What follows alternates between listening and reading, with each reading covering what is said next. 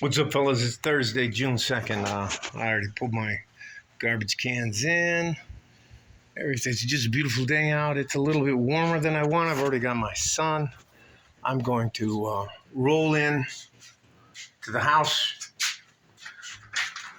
And you know what? I'm going to show you something. That's where everybody rolls up to the house. So I think the title of this video is going to be dealing with arrogant, disrespectful family members.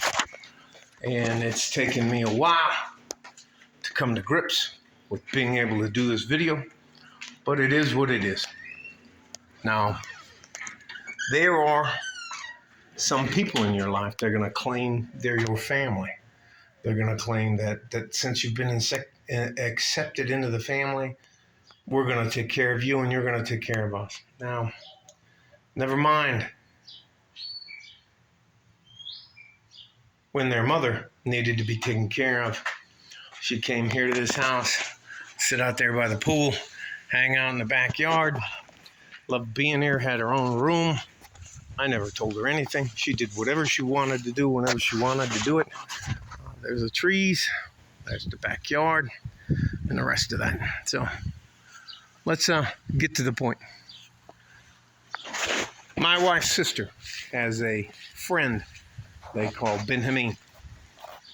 Now, Ben Hameen has helped their family out, but he's not married to anybody. He's just my wife's older sister's friend. And I guarantee you, she has no problem, my wife's sister has no problem throwing me face first under the bus because I don't look like Ben Hameen. It doesn't matter that I have had to deal with her children, her husband, the Garcias, who are her husband's family, my mother-in-law, my mother-in-law's family, my sister, not my sister, my wife, and all of her family. I can't even fucking tell you. And out of all the entire family, which is when I met them for the family reunion, I think all total it's well over 150 people. And I'm the only one that looked like me. And that's not even including those fucking dickheads from California, the Bandas. They're a fucking bunch of assholes. Can't even fucking tell you how disrespectful they are. So anyways. So, my wife picks this house out, and I buy it for her. And she wants to have a few parties here and stuff like that. And I'm like, all right.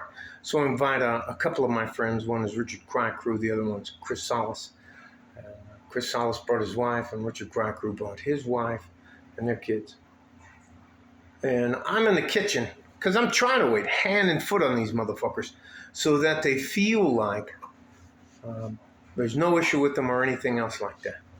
Now, never mind that my wife's aunt has a husband from Chihuahua, Mexico, who was a plant manager. Oh, what a fucking dickhead that guy is.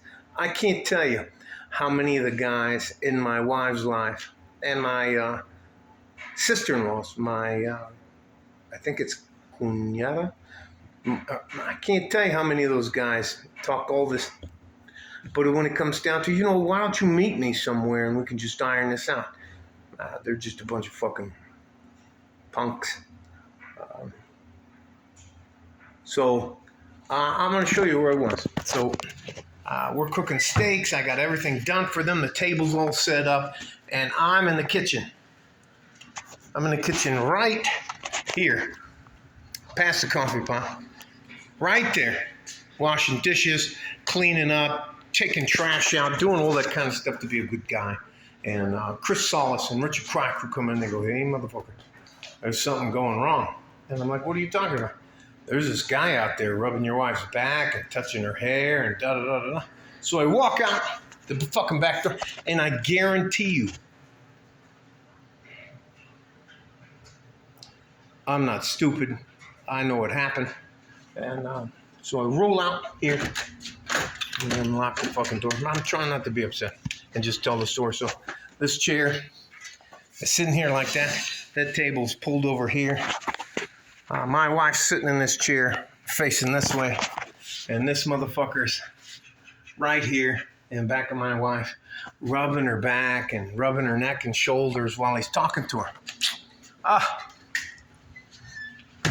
And you know what? He had to leave.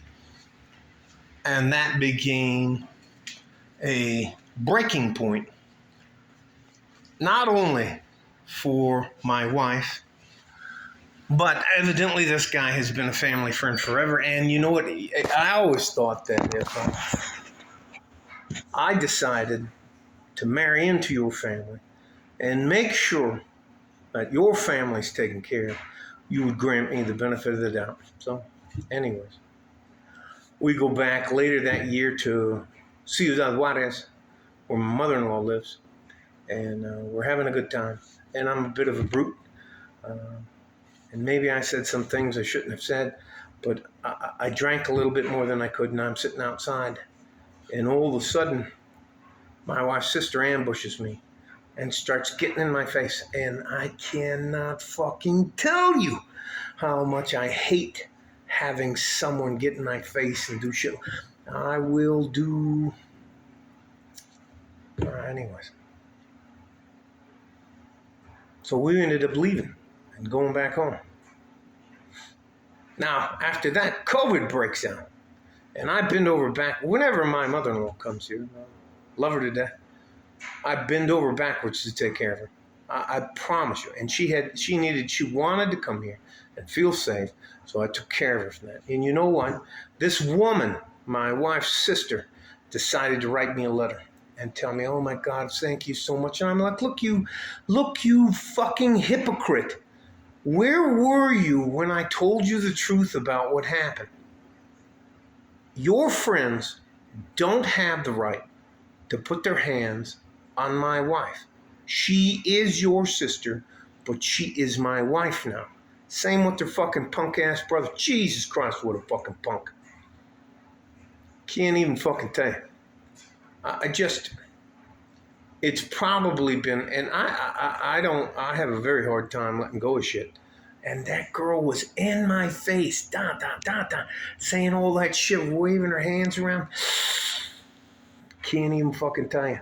And she's so, and then my wife's sister, is so used to taking charge and doing shit. She thinks she can just tell somebody like me, why don't you go back inside and sit down?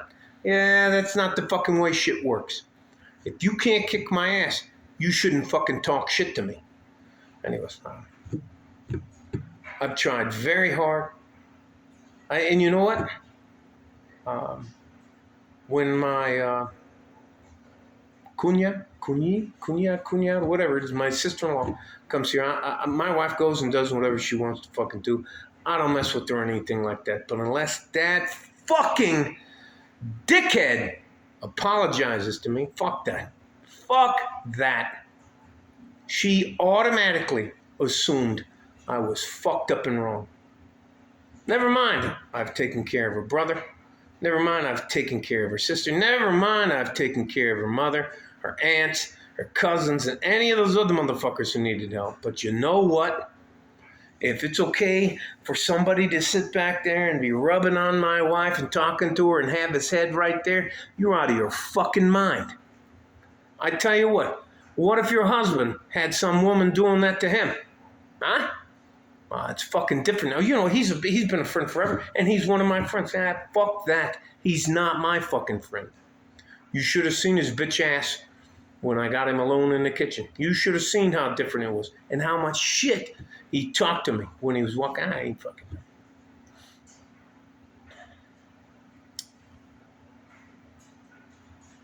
People act like your family. No. I chose my wife. Love my mother-in-law. Absolutely love my mother-in-law. But the rest of them have been disrespectful. The rest of them have never bothered to even try to believe my side of the story. You know what? Because I don't know shit. But I'm the only motherfucker that looks like me in this family. Yeah. Unfortunately for them, I can fight and I don't put up with bullshit. This is just something that's been eating at me for a very long time. It's hilarious. It's hilarious how if you don't think men are territorial, and I'm talking to you ladies, if you don't think men are territorial, you're out of your fucking mind. And once you, as a woman, decide to have a man like me in your life, you can't have other men in your life unless it's your father or an uncle. And they better behave themselves. You can't have a fucking family friend that's not related to you make me feel uncomfortable because that guy's gonna fucking pay. And then on top of that, you're gonna have your sister tell me what a fucking asshole I am. No. Yeah, this is coming out of nowhere. Can't even fucking tell you. Let me tell you something. My sister-in-law and her husband, they're fucking good people. They're raising good kids. They're doing everything they can. They have a couple boys and a girl, and they're doing fantastic. Mr. Garcia's family is fantastic. Even though I've never met them, they were very nice to me.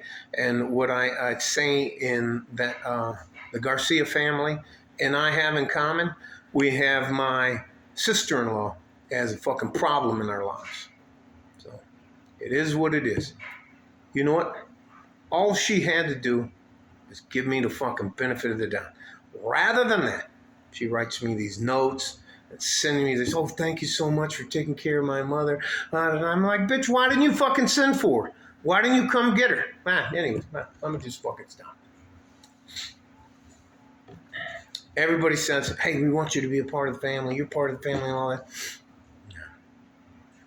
Then you're supposed to take my side. I don't care if I watch my wife smack somebody in the face. That's just the way I roll. If I'm on your side, even if you're wrong, I'm not going to say anything when it happens. After the fact, I'm going to go, hey, man, that was fucked up. Don't do that shit again. I don't want to fucking go back to jail. Anyway, but in the meantime, I know it. I saw it. I have 2 witnesses who saw what he was doing. That may be the way you and your family operate. That's not fucking acceptable to good average men. Nah, fuck that.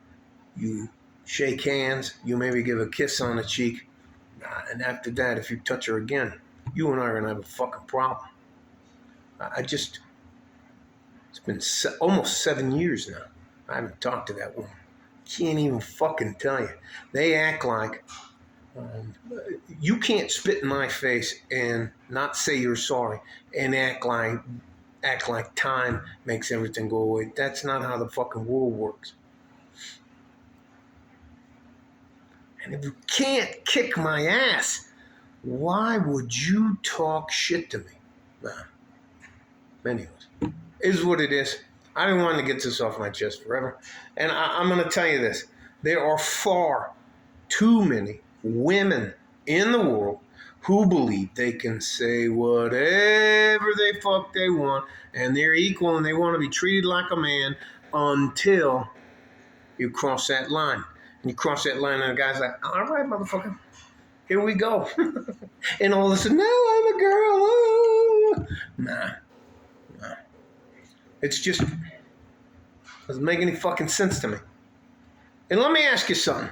Sister-in-law, who the fuck's taking care of your mother and your aunt and that? Is Benjamin taking care of her? Is he going to make sure she's okay no matter what happens? Is he providing her with a place to stay? Is he doing anything to take care? Did he wait on your mother hand and foot when we were in Cabo San Lucas? I would do anything for my mother-in-law. And you just can't get it through your head. So it is what it is. All right, I'm done. Long video. Not sorry about it. It's just been pin up, building up inside of me. I can't fucking. You know what? I chose my wife. I want to be married to my wife. I love my wife. I love taking care of my wife and my mother-in-law. And there are some people on in my wife's life and in her family's life that I don't fucking get along with. And the only two people I care about is my wife and my mother-in-law.